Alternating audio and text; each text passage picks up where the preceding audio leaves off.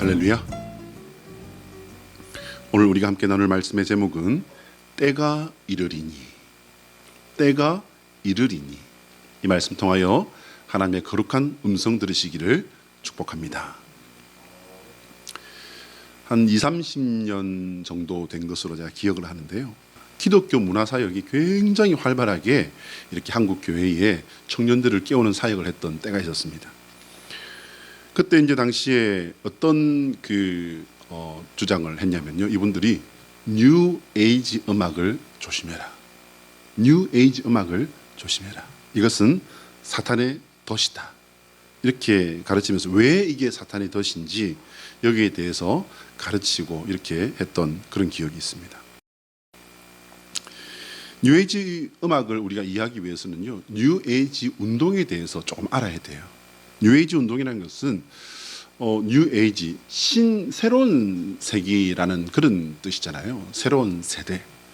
근데 이 뉴 에이지라는 것은요, 뉴 에이지 운동이라는 것은 1875년에 뉴욕에서 러시아 출신의 철학자, 여자 철학자예요. 헬레나 페트로브나 블라바츠키라고 하는 그 여자에 의해서, 그 여자와 함께 남자 철학자 두 사람이 이렇게 이제 주도가 되어서 신지학 협회라는 것을 이렇게 창설을 합니다. 근데 이렇게 학문을 가르치고 또 새로운 물결을 이렇게 움직이려면 이게 드러내놓고서 많은 사람들에게 이걸 가르치고 또 운동을 해야 될 거 아닙니까? 근데 이 사람들은 어떻게 된 건지요? 그때부터 1875년에 이게 창설이 되었는데 1975년, 그러니까 100년 동안 이 사람들은요, 지하로 들어갑니다. 없는 것처럼, 있지 않은 것처럼 그렇게 그들은 활동을 하고 숨어 있었다는 겁니다. 그런데 1975년이 딱 되면서부터요, 이 사람들은 어떤 상황이었는지는 잘 모르겠지만 전 세계적으로 사용이 가능한 모든 매체를 통해서 자신들의 그 새로운 시대의 이론을 공개하고 선전하기 시작합니다. 여러분, 지금 이 사진 보시면은요, 이 사진에 보시면 철학자답게 턱을 탁 꼬이고 파란 눈에 이렇게 좀 뭔가 아주 이지적인 그런 모습이죠. 근데 다음 컷을 보시면은요, 조금 이게 이제 실제 모습입니다. 무섭죠? 까꿍. 이 뉴에이지 음악이라는 것이 이 두 장의 사진 같아요. 이름만 들을 때는 새로운 세대를 향한 어떤 움직임, 운동, 이거 좋은 것 같은데? 근데 여러분, 그 안을 보시면요, 이 사진에 앞에 그림으로는 이 사람을 이렇게 미화했지만은 실제 사진을 보면 무시무시한 섬뜩한 그런 느낌을 주는 사진인 것처럼요, 이 뉴 에이지 운동이라는 이 자체는요, 굉장히 무서운 목표를 가지고 있습니다. 이 운동, 뉴 에이지 운동을 이렇게 중심으로 한, 그래서 이 사상을 중심으로 한 음악을 뉴 에이지 음악이라 그래요. 이 뉴 에이지 음악은요, 뉴 에이지 운동이 1975년도에 이렇게 탁 세상으로 나오는데, 이미 뉴 에이지 음악은요, 1960년대부터 이제 공격적으로 세상에 이 모습을 드러내기 시작합니다. 뉴 에이지 음악은 어떤 구조로 되어 있냐면요, 동양적인 신비 사상을 주된 요소로 가지고 있어요. 여러분, 우리가 듣는 아리랑이라든지 이런 음악들이 우리는 어려서부터 이게 들었기 때문에 참 구슬프고 참 깊이가 있어, 이렇게 느낄 따름이지만, 이걸 전혀 처음 듣는 외국인이 들을 때는 이 동양 음악이 어떻겠습니까, 여러분? 신비스럽지 않겠습니까? 이것은 마치 인도의 그 음악들을 우리가 들으면요, 참 좀 묘하다, 신비스럽기도 하고 좀 이질감도 느껴지기도 하고, 이 뭐지? 라고 생각할 겁니다. 그런데 이 서양 사람들은 여기에 대해서 이질감 이런 것보다도 신비한 동양의 어떤 깊은 철학이 있는 것으로 이렇게 이해를 한다는 겁니다.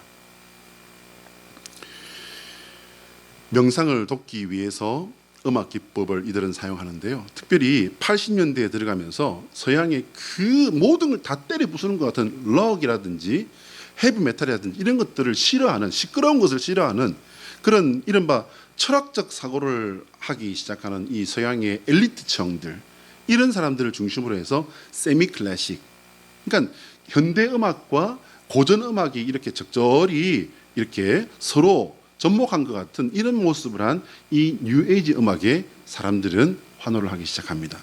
당연히 그렇게 이제 음악의 한 장르로, 한 분야로 인식이 되어지면서 자리를 잡고 전 세계적으로 저희 청년 때 얀이라든지 이루마라든지 뭐 이런 분들이 굉장히 세계적인 그런 인기를 누렸던 그런 때가 있었습니다. 지금은요, 그 사람들이 기반이 되어서 뉴에이지 음악이라는 것은 당당히 세계민들이 가지고 있는 하나의 유산처럼 이렇게 전 세계 문화에 뿌리를 깊이 내려버렸습니다. 그런데 여러분, 이 뉴에이지 음악이라는 것이 어떤 것이라고요? 동양 철학의 서구인들이 깊이 빠지기 시작하면서 전 세계적으로 이제 그 영향력을 넓혀가는데요. 뉴에이지 음악은요, 그 뿌리 자체가 힌두교 음악에다가 불교 유네스에 녹아 있고요. 동양 철학 사상이 그 밑바탕에 딱 뿌리를 두고 있는 것이 뉴에이지 음악이에요. 주로 이 뉴에이지 음악은요, 명상 음악이 시작됩니다. 사용이 되어집니다. 동양 종교의 바탕을 두고 있는 춤, 여러분 그 승무라든지 절에서 이제 스님들이 그 춤을 추는 거 있지 않습니까? 그게 아름다운 예술이라고 생각하십니까? 그게 어떤 돌을 닦는 한 수행의 방법이라는 것 여러분 혹시 알고 계십니까? 그 수행의 방법은요, 그 불교 무도도 한 분야가 있습니다. 그게 다 뭐냐면요, 수행의 방법이에요. 근데 여러분 놀라운 것은요, 많은 외국 사람들이 거기 와서 불교 템플 스테이, 그러니까 절에서 이렇게 머물면서 절의 문화를 이렇게 체험을 하기도 하고요. 그 가르침을 받고 그리고 거기서 오는 여러 가지들을 받아갑니다. 그래서 실제 하버드 대학을 나오고도 한국의 불교 있게 그 귀에서 스님이 되는 그런 사람들도 있잖아요. 자신을 비워가면서 마지막 단계에 이르게 되면요, 결국은 뭐가 되냐면요, 하나님의 존재를 부정해버리는, 특별히 이 뉴에이지 음악의 주 타겟이 뭐냐면요, 기독교입니다. 여러분. 놀라운 사실입니다. 인간도 신적 존재이고 모든 행동의 판단 중심을 인간으로 여기는 거예요. 모든 중심은 인간이라는 거예요. 인간의 자아만이 가장 선한 것으로 간주하는 이것은요, 여러분, 분명히 사탄의 계략입니다. 내 자신이 너의 주인이다. 네가 모든 것의 중심이다. 너에게 집중하라. 여러분, 듣기에는 이게 얼마나 좋습니까? 너무 좋아 보이는데 이 가르침이요, 결국은 어떻게 하는 겁니까, 여러분? 네가 주인이기 때문에 하나님이 왕이라고 하는 그거 아니다. 네가 주인이다. 네가 왕인 거다. 네가 중심인 거다. 네가 모든 것의 중심이다. 하나님이 왕이다. 아니. 여러분, 하나님이 왕이라는 소리는 절대 안 합니다. 네가 중심이고 네가 주인공이고 네가 모든 것이고. 여러분, 이게 바꿔놓고 말하면 뭡니까, 여러분? 하나님이 가지고 있는 그 모든 것들을 네 것으로 삼아라, 그 말이지 않습니까? 이 모든 것은 철저하게 인본주의에 뿌리를 두고 있습니다. 마지막 때에 나타날 적 그리스도의 출현을 준비하는 이 뉴에이지 운동의 한 갈래로서 결국 이 뉴에이지 음악을 통해서 인간의 영혼을 혼란스럽게 하려는 겁니다. 이것이 오늘날은 어떻습니까, 여러분? 20, 30년 전에 그 기독교 문화사역자들이 정말 피를 토하는 심정으로 경고하고 그렇게 말을 했는데요. 여러분 놀라지 마시기 바랍니다. 지금요, 크리스찬 예술가들 중에서 이 뉴에이지 음악을 하는 사람들이 의외로 많습니다. 여러분. 놀라운 사실입니다.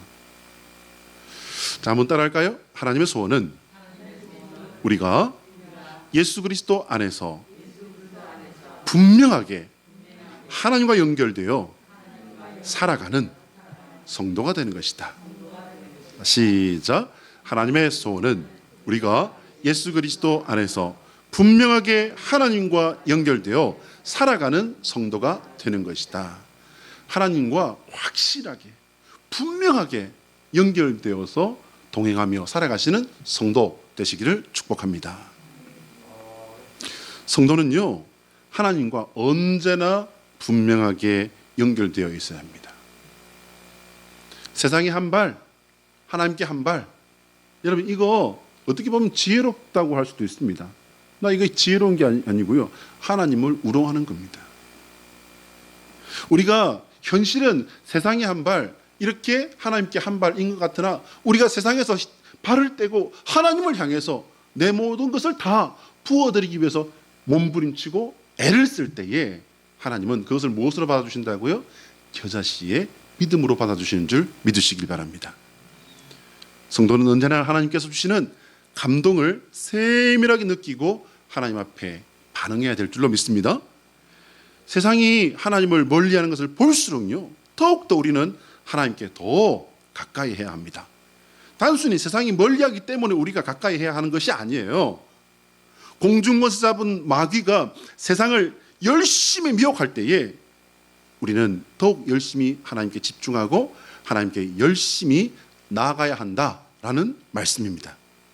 그래서 오늘 본문에 사도 바울은요, 자신의 영적인 아들이라 할 수 있는 디모데에게 이 말씀을 너무나도 간절한 마음으로 전했다고 이렇게 생각합니다. 우리 14절과 15절 같이 한번 읽어볼까요? 노란 글자입니다. 시작. 그러나 너는 배우고 확신한 일에 거하라. 너는 네가 누구에게 배운 것을 알며 또 어려서부터 성경을 알았나니 성경은 능히 너로 하여금 그리스도 예수 안에 있는 믿음으로 말미암아 구원에 이르는 지혜가 있게 하느니라. 질문입니다. 왜 사도 바울은 디모데에게 너는 배우고 확신한 일에 거하라 라고 당부하는 걸까요? 왜? 이 세상에는요, 수와 양을 상상할 수조차도 없는 지식과 정보가 존재합니다. 사람들이 이 모든 것을 안다는 것은요, 절대 불가능합니다. 그런데 사람들은 이것들을 조금이라도 내가 많이 갖기 위해서 지식을 정말 있는 힘을 다해서 공부를 하지요. 정보는요, 수단과 방법을 가리지 않고 정보가 힘이다, 정보가 능력이다라고 하는 그 모토 아래 온 나라의 힘을 모두어서 조금이라도 내가 먼저 정보를 얻기 위해서 이렇게 노력하는 것이 정보의 힘 아니겠습니까? 그런데 여러분, 그러면 지혜나 지식과 정보가 많은 사람은 분명하게 진리에 바로 선 의미 있는 삶을 살게 되는 걸까요? 그리고 그 삶으로 말미암아 그 사람은 만족할 수 있을까요? 어떻게 생각하십니까? 지혜의 왕이라고 하는 솔로몬을 참고하면 우리는 이 답을 어렵지 않게 찾을 수 있습니다. 그의 지혜와 지식은 먼 나라에까지 알려져서 그 지식과 지혜를 들으려고 오는 사람들이요, 많은 선물을 가지고 와서 듣기를 전할 정도였지 않습니까? 그렇지만 그의 삶은요, 평범한 사람과 똑같이 방황하는 인생이었다는 사실을 그는 전도서를 통해서 고백하고 있습니다. 세상의 모든 지혜와 지식을 가진 것으로 알려졌고 세상의 어떤 왕도 못 누려본 영광을 누려본 그가 인생에 대해 한탄한 말을 우리가 한번 살펴봅니다. 전도서 1장 2절과 4절 말씀을 우리 같이 한번 읽어볼까요? 시작. 전도자가 이르되 헛되고 헛되며 헛되고 헛되니 모든 것이 헛되도다. 해 아래에서 수고하는 모든 수고가 사람에게 무엇이 유익한가? 한 세대는 가고 한 세대는 오되 땅은 영원히 있도다. 사람이 잘한 것 같지만, 사람이 대단한 것 같지만 사람은 그냥 지나가는 것뿐이야. 지나가는 그냥 말라 비틀어진 날아가는 풀잎과 같은 존재가 사람인 거야. 그럼 그겁니다. 세상은 그대로 있는데 사람만 지나간다는 거예요. 세상에 제일 가는 지혜의 왕으로 살아봤고 세상의 모든 향락을 다 누려본 여러분, 아내가 1000명이에요. 지나가는데 인사를 해요. 누구십니까? 제가요 975번이에요. 그러니까 1000명의 그 아내가 있다는 것은 그 아내들은 누굽니까? 여자들이잖아요. 한 번이라도 남편의 눈길을 받기 위해서, 사랑을 받기 위해서 얼마나 많은 노력들을 했겠습니까? 그러면 그 노력과 그 집중의 중심에 누가 있습니까? 솔로몬이 있잖아요. 많은 향락을 평생 그렇게 누려 살았다는 겁니다. 그런 사람인데 솔로몬의 마지막 깨달음이 오늘 사도 바울이 디모데에게 이렇게 엄격하게 당부한 이유가 된다는 겁니다. 전도서 12장 12절부터 14절까지의 말씀을 제가 읽어드릴게요. 잘 들어보시기 바랍니다. 내 아들아, 또 이것들로부터 경계를 받으라. 많은 책들을 짓는 것은 끝이 없고 많이 공부하는 것은 몸을 피곤하게 하느니라. 이래 결국을 다 들었으니 하나님을 경외하고 그의 명령들을 지킬지어다. 이것이 모든 사람의 본분이니라. 하나님은 모든 행위와 모든 은밀한 일을 선악 간에 심판하시리라. 할렐루야. 여러분, 공부하지 말란 말이 아닙니다. 노력하지 말란 말이 아니고요. 책을 쓰지 말란 말이 아니에요. 하나님이 빠져버리면 모든 것은 우리가 하나님 앞에 서게 될 텐데 아무것도 인정받을 수 없을 뿐만 아니라 헛될 뿐이라는 거예요. 그러나 하나님이 그 중심에서 우리를 붙들어 주시고 끌어주실 때에 하나님이 인정할 수 있는 뭘 하게 된다? 선한 열매를 맺게 된다라는 사실을 깨달으시길 바랍니다. 하나님께서 심판하시는 모든 기준은요, 이미 하나님께서 주신 말씀 안에 다 있습니다. 여러분, 어려운 게 아니에요. 제가 지난주에 말씀드렸지 않습니까? 구약의 전체예요. 사실 제가 짧게 잡아서 이제 이스라엘이 가나안 땅에 들어간 이후부터라고 말씀을 드렸습니다만은 사실은 전체입니다. 전체. 하나님께서는 야 얘들아, 내가 너희 하나님이라니까. 너희를 나의 백성을 삼고 내가 하나님 되기 위해서 너희를 이렇게 인도한 내가 하나님이라니까. 내가 여호와다. 여호와가 너희 하나님이란다. 하나님은 그 말씀밖에 하신 게 없어요. 그래서 그 하나님을 섬기기만 하면 우리는 다 되는 겁니다. 아멘도 안 하는 거예요. 하나님의 말씀이 우리에게 말씀하시는 방법은요, 딱 두 가지입니다. 뭘까요? 첫 번째는요, 기록된 말씀이죠. 기록된 말씀을 내가 읽고 내가 묵상을 통해 우리에게 나에게 주시는 깨달음을 받는 겁니다. 두 번째는요, 신학과 경건으로 훈련된 목회자가 전하는 말씀을 통해서 우리는 성도 자신이 하나님의 말씀을 받아야 돼요. 그리고 가정이 하나님의 말씀을 받아야 됩니다. 교회가 하나님의 말씀을 받아야 되고요, 그 교회를 통해서 흘려 보내지는 복과 복음의 능력이 세상에 하나님의 말씀을 밝혀주는 역할을 해야 될 줄로 믿습니다. 그렇게 하나님께서 주시는 말씀을 주시는 그런 이유는 뭘까요? 하나님의 말씀을 주시는 이유는 뭘까요? 오늘 17절 말씀에 사도 바울이 분명하게 밝히고 있어요. 17절 말씀 같이 다시 읽어볼까요? 시작. 이는 하나님의 사람으로 온전하게 하며 모든 선한 일을 행할 능력을 갖추게 하려 함이라. 이 말씀을 뒤집어 놓으면요, 우리가 선한 일을 해야 되는데 어떤 것도 우리 인간은 선할 수 없습니다. 아무리 선한 것을 노력하고 애를 쓴다 할지라도 작은 실수 혹은 작은 거짓말, 여러분 거짓말 안 하는 사람 세상 존재해요, 안 해요? 거짓말 안 하기 위해서 노력하는 사람은 있을지 몰라도 거짓말하지 않는 사람은 존재할 수 없습니다. 몰라서 거짓말하게 되는 경우도 있고요, 혹은 내가 하얀 거짓말이라고 내가 정당화하면서 하는 거짓말도 있을 수 있습니다. 그러니까 사람은 선할 수가 없는 존재예요. 그러나 하나님께서 우리의 그 형편과 처지를 아시고 그 선한 일을, 선한 삶을 살아갈 능력을 우리에게 주시기 위해서 뭘 주셨다? 하나님의 말씀을 주셨다. 말씀을 받으시고 하나님을 향해 하나님 앞에 그 말씀으로 무장하셔서 열매 맺는 성도 되시기를 축복합니다. 목회자를 포함한 모든 성도는요, 여러분 말씀드렸죠, 목회자도 성도입니다. 하나님의 말씀 안에 따르고 순종하는 사명자인 것입니다. 오늘 4장 3절부터 5절 말씀을 같이 한번 읽어볼까요? 자, 노란 글자 제가 읽어드리겠습니다.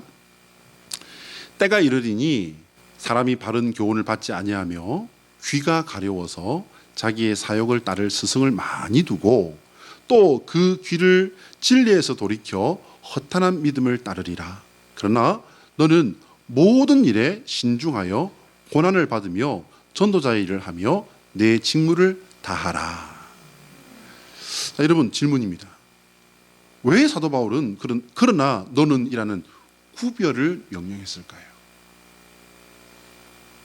오늘 5절 말씀에 보면요, 그러나 너는 이라는 말씀이 있습니다. 왜 사도 바울은 그러나 너는, 이 말씀이 뭐냐면요, 세상은 그리 갈지라도 그러나 너는 그 말씀이에요. 그게 뭡니까 여러분? 그거는 두고 볼 것도 없습니다. 그건 무슨 말씀이냐면요, 거룩이에요. 거룩이 뭡니까? 구별된 거잖아요. 사도 바울은 하나님의 심판대 앞에 설 준비를 위해서 엄히 명령하고 있습니다. 여러분, 왜 엄히 명령하고 있을까요? 잘 들으셔야 돼요, 여러분. 왜 엄하게 명령하고 있냐면요, 너무나도 중요한 것이기도 하지만요, 이것을 지키기에, 지금 내가 명령하는 이것을 지키기에 오는 세상이 너무나도 잔혹하고 너무나도 큰 핍박이 기다리고 있는 세상이기 때문이에요. 여러분, 사도 바울이 이걸 알았다는 걸 몰랐다는 거예요? 그걸 알기 때문에 가르치면서 엄하게 경고하고 있는 겁니다. 사도 바울은 앞에 올 세상을 분명히 알고 그의 아들 같은 제자 디모데에게 그것을 가르치고 있는 겁니다. 우리는 수많은 성도들이요, 신앙의 순교를 지키다가 순교한 그 순교의 역사에 감동을 받습니다. 그러나 믿음의 순교를 지킨 사람들 뿐이었을까요?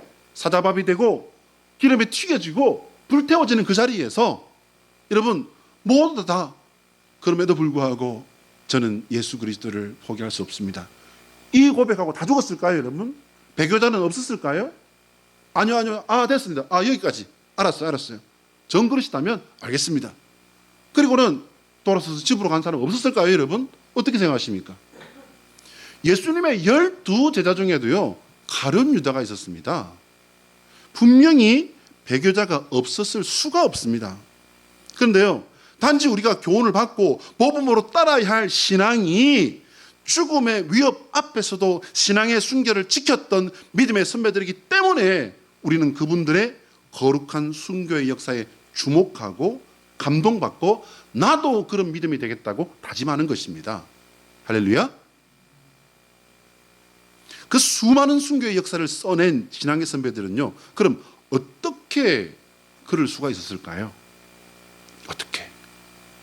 첫 번째는요, 믿음 공동체에 함께 하시는 성령 하나님께서 강력하게 역사하셨기 때문입니다.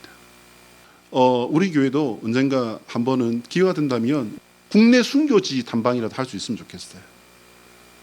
우리 대한민국에도요, 이 기독교 신앙이 뿌리 내리기 위해서 많은, 그리고 강력한 성령님의 역사가 있었고 많은 피가 뿌려졌습니다.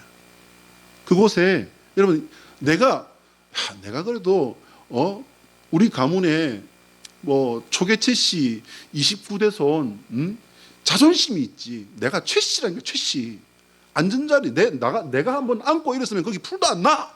알기나 해? 내가 그래도 예수님 믿기로 작정했으면은 죽으면 죽지, 죽이려면 죽여, 난 믿기로 했으니까. 그러고 죽었을까요? 아니요, 여러분. 자기의 고집으로 죽은 것이 아니라 성령님의 감동에 이끌려서 마지막까지 믿음을 선택한 것입니다. 두 번째는요, 그러나 너는 이라는 바울의 당부를 따랐던 디모데 같은 지도자들이 있었기 때문입니다. 디모데후서 4장 2절 말씀을 보면요, 말씀을 따르며 전파할 것을 당부하며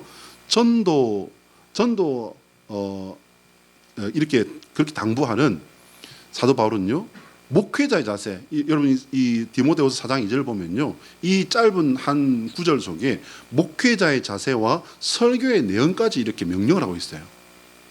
한번 우리 살펴볼까요? 2절 말씀입니다. 자, 앞에 보시면은요, 너는 말씀을 전파하라. 때를 얻든지 못 얻든지 항상 힘쓰라.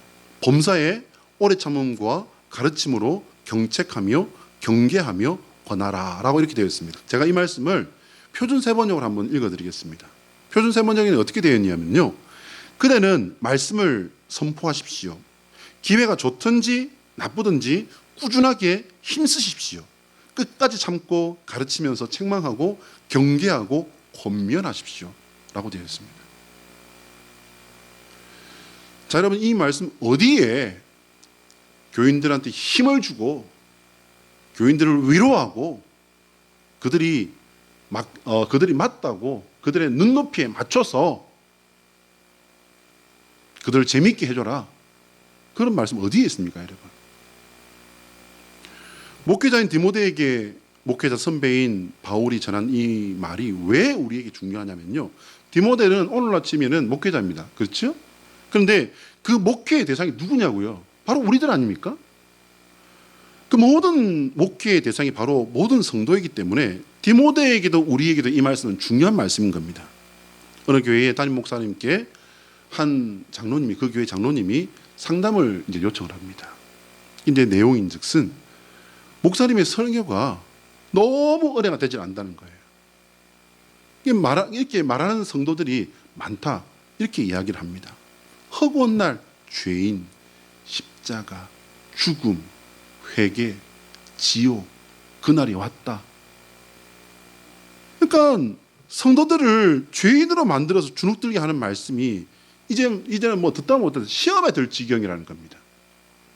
가뜩이나 먹고 살기 위해서 세상에서 아둥바둥 그렇게 몸부림치며 치고 살다가 예배에 와서는 좀 위로를 받고 싶은데 그냥 거기다가 죽음이니 심판이니 회개니 죄니 죄인이니 지옥이니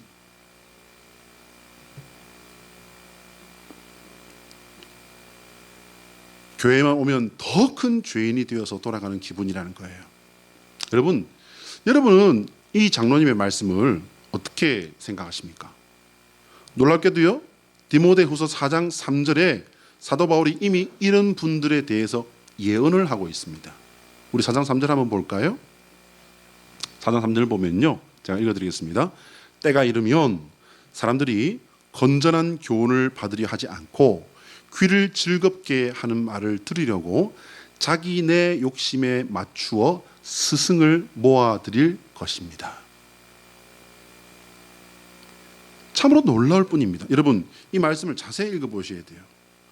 수도 있다라고 예측을 한 게 아닙니다. 여러분, 모아드릴 것입니다 라고 분명하게 예언을 하고 있습니다. 이 말씀 보면요, 여러분, 이게 안 믿는 사람들보다는요, 믿는 사람들에게 해당되는 말이라는 걸 알 수 있어요. 왜냐하면요, 하나님의 말씀, 설교, 성경 읽기 누가 하는 겁니까? 다 신앙인들이 하는 거예요. 그런데 어느 때가 되면은 그 말씀을 튕겨버린다는 겁니다. 듣지 않습니다. 더 이상 떠나버리는 것은 물론이고요, 남아있다고 하는 사람들도 그런 말씀 이제 좀 말고 좀 우리들 힘을 좀 주고 위로를 하고, 세상에 이런 것들하고 이렇게 설교해가지고 어떻게 세상에서 즐겁게 하고 사람들에게 귀를 자극하고 이렇게 마음을 맞추는 그런 것들하고 어떻게 경쟁이 되겠습니까? 설교를 좀 세상 물정을 알면서 좀 바꿔야 되지 않겠습니까? 이렇게 말한 거예요, 지금. 여러분, 진짜 문제는요, 앞에 있는 때가 이르면입니다. 항상 그런 것 같은데 이게 확 밀려오는 그 때가 있다는 말씀이에요. 이미 사람들은 자신들이 하나님의 자리를 차지한 지 오래입니다. 그래서 자신에게 재미를 주면, 자기가 만족하면 그건 선한 것이고 가치 있는 것이라는 거예요. 심지어 교회의 리더라고 하는 이들마저도 자신의 귀를 만족시켜 줄 것을 요청하고 있는 것입니다. 그렇다면 사도 바울이 성령의 감동으로 전한 말씀의 때가 된 것은 아닐까요? 여러분, 생각해 보시기 바랍니다.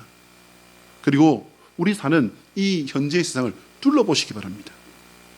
사람들은 이미 진리에서 돌이켜서 허탄한 이야기를 따르고 있다는 겁니다. 여러분, 이 허탄한 이야기가요, 세번역 성경은 어떻게 되어 있냐면 꾸민 이야기라는 거예요. 꾸민 이야기. 지금 현재 우리가 사는 이 현실에 꾸민 이야기가 뭐가 있을까요? 제 1번이 저는 TV 드라마라고 생각합니다. 막장 드라마 하면서 그냥 열심히 보잖아요. 유튜브 영상이라고 생각합니다. 여러분, 유튜브 영상, 길을 가면서도 차가 오는데도 유튜브 영상 이러고 가요. 이러고. 운동을 하러 경포 돌로 나와서도요, 그 어두운 데를 가면서 자전거가 오는지 앞에 사람이 오는지 그냥 이러고 갑니다. 뭘 봐요? TV 말고 유튜브를 가지고서 TV인지 뭔지 막 보고 있는 거예요. 온갖 이야기와 정보를 던지는 매체들, 여기에 우리의 눈과 귀를 빼앗기고 있는 겁니다. 여러분 눈과 귀만 빼앗겼습니까? 우리의 관심과 우리의 생각과 우리의 판단의 능력과 우리의 가치와 우리의 기준까지도 다 거기에 흡수당해버린 것은 아닙니까? 이때 우리는 그러나 너희는 여기에 집중해야 합니다. 5절 말씀 우리가 표절 세번역으로 다시 한번 읽어보면요. 그러나 그대는 모든 일에 정신을 차려서 고난을 참으며, 여러분 고난을 참으며라는 겁니다. 고난을 참으며 전도자의 일을 하며 그대의 직무를 완수하십시오. 아멘이신가요? 여러분 고난을 참으며, 여기 이 말씀을 뒤집어 놓으면 어떤 말씀이 됩니까? 고난이 있는데 뭐가 고난입니까 여러분? 믿음으로 말미암은 예수님 때문에 내가 당해야 하는 고난이 있는 그런 세상이 될 텐데 거기서 참으며 라는 말씀입니다. 저는 이 말씀을 그대는 모든 일에 십자가를 따르고 전하며 예배자의 직분을 다하십시오 라는 말씀으로 재해석해 봤습니다. 왜냐하면 성도는 우리가 참아야 할 이유가 바로 예수님께서 친히 져주신 십자가 때문입니다. 예수님께서 십자가를 지지 않으셨다면 우리는 굳이 참아야 할 이유 없습니다, 여러분. 예수님께서 십자가를 지셨기 때문에 우리는 우리의 삶의 모든 일에 십자가를 적용하고 십자가로 해석하는 그런 수고를 해야 하는 것입니다. 감사한 일에도 예수님처럼 나를 낮추고 하나님을 높이신 십자가의 원리가 적용되어야 합니다. 고난과 고통과 눈물의 연속이 되는 상황에서도 더욱더 우리는 십자가를 바라보며 우리 성도는 참고 이것을 이겨야 할 줄로 믿습니다. 예수님께서 하나님의 뜻을 따라 십자가를 지셨고 예수님의 명령을 받아 광인처럼, 여러분 광인이 뭡니까? 미친 사람처럼이잖아요. 광인처럼 살았던 사도 바울이 예수님의 십자가 길을 따라갔잖아요. 여러분 로마로 가는 그 바울의 여정을 우리가 지난주 읽었지 않습니까? 여러분 바울이 로마에 가서 어떻게 될까 알았어요? 몰랐어요? 알고 갔습니다. 알고 갔습니다. 빌립보 1장 20절 말씀을 제가 읽어드릴게요. 잘 들어보세요. 나의 간절한 기대와 소망을 따라 아무 일에든지 부끄러워하지 아니하고 지금도 전과 같이 온전히 담대하여 살든지 죽든지 내 몸에서 그리스도가 존귀하게 되게 하려 하나니. 이거 여러분 예수님께 미치지 않고 이런 삶을 살 수 있습니까? 이 말만 한 것이 아니라 이분은 이렇게 살았잖아요. 예수님께 미치지 않고서는 이렇게 살 수가 없습니다. 세상은 날이 갈수록 더욱더 날들어 우리에게 왕이 되라고 합니다. 왕이 되라는 말을 어떻게 바꿔 삽니까? 네가 소중하고 네가 없으면 아무 의미도 없는 거야. 네가 세상의 중심이고, 그래서 네 목소리를 세상의 중심에서 외치라니까. 네가 원하는 것이 정답이고 네가 하고 싶은 그게 진짜 가치 있는 일이야. 네가 안 하면 세상에 그것이 태산처럼 쌓여있다 한들 네가 안 하면, 네가 싫으면 그게 무슨 소용이 있어? 라고 말을 합니다.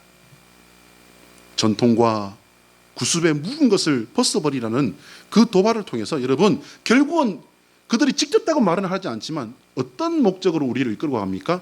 하나님을 대적하고 하나님을 떠나고 하나님을 버리고 거기서 더 가서 하나님을 대적하는 삶으로 살라는 거예요. 이런 세상을 볼수록 성도인 우리는 더욱더 십자가에 집중하며 정신을 차리고 말씀을 따르는 삶에 내 삶을 집중해야 할 것입니다. 예수 그리스도를 전하는 예배자의 삶으로 나를 드리는 신앙인으로 살아내시는 저와 여러분 되시기를 예수 그리스도의 이름으로 축복합니다. 한번 따라할까요? 예수 그리스도의 십자가만이 참된 구원의 길이요 진리요 생명이다. 시작.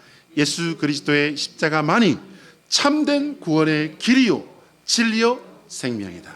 할렐루야. 기도하겠습니다.